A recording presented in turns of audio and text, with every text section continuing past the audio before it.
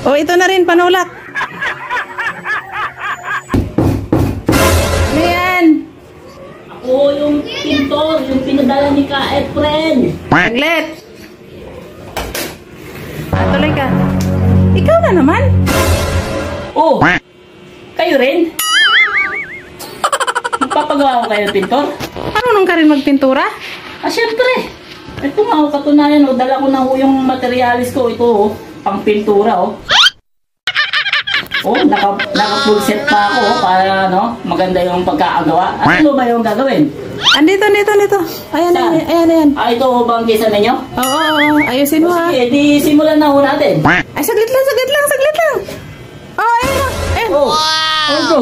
Merinda ka muna para hindi ka na maghanap. Ganon. O, ito na rin, panulak. Thank you. Maganda to, masarap.